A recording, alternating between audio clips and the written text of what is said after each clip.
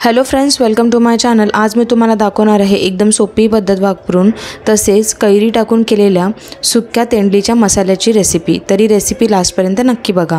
टोपामध्ये इथे मी 1 चमचा तेल तापत ठेवले। इथे मी 1 मोठा चमचा तेल घेतलं होतं। तेल थोडंसं तापलं की त्यामध्ये 7 ते 8 ठेचलेले लसूण टाकून लसणाला चांगलं परतवून घेतलं।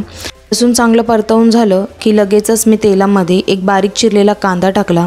इथे मी मोठ्या आकाराचा कांदा घेतलेला, त्यामुळे मी इथे 1 कांद्याचा वापर केला। जर का मध्यम आकाराचे कांदे असेल तर 2 कांदे घ्यायचे आहेत।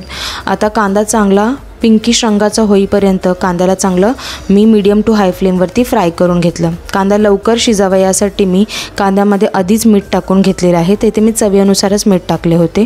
तुम्हाला जर का मिठाचा अंदाज कळत नसेल तर लास्टला मीठ टाकले तरीही चालेल। आता कांदा थोडासा पिंकिश रंगाचा झाला ना की मी या कांद्यामध्ये इथे कैरी टाकून घेतलेली आहे। तर कैरीच्या फोडी टाकलेल्या आहेत। अर्धी कैरी इथे मी घेतली होती, छोटी कैरी होती म्हणून अर्धी कैरी घेतलेली आहे। आता कांदा आणि कैरी चांगली परतवून घ्यायची। कांदा चांगला ब्राऊन झाला की लगेचच मी पाव छोटा चमचा हळद टाकून घेतली।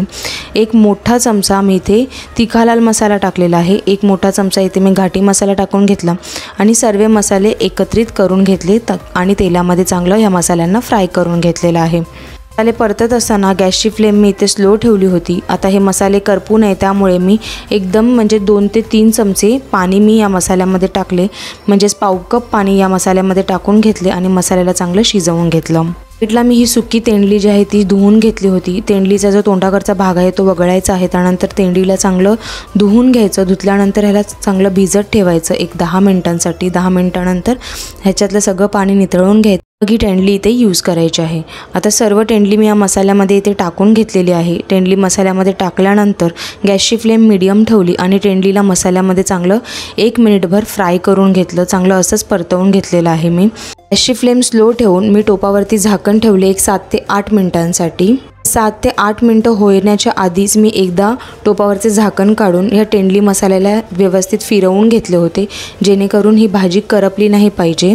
पुन्हा याच्यावरती झाकण ठेवले होते। असेच करून मी 7 ते 8 मिनिटं ही तेंडली चांगली शिजवून घेतली। 7 ते 8 मिनिटं तेंडली चांगली शिजल्यानंतर हा तेंडली मसाला इथे रेडी झालेला आहे। याच्यावरती मी कोथिंबीरीची गार्निशिंग करून घेतली आणि 1 मिनिट ह्याला असेच व्यवस्थितपणे स्लो फ्लेमवरती फ्राय करून घेतले। त्या तेंडली मसाल्यामध्ये इथे मी कैरी टाकली होती आणि कैरी जास्त ओव्हरकुक झाली, त्याच्यामुळे ही भाजी थोडीशी चिकट दिसत आहे। पण जर तुम्ही इथे कैरीऐवजी टमॅटो किंवा कोकमाचा वापर केला तर तुमची ही जी तेंडली मसाला आहे ती थोडी वेगळ्या पद्धतीने तयार होईल। तर ही रेसिपी घरात नक्की ट्राय करून बघा आणि जर का तुम्हाला माझी रेसिपी आवडलीच तर चॅनलला लाईक, शेअर आणि सबस्क्राईब करायला विसरू नका। थँक्यू।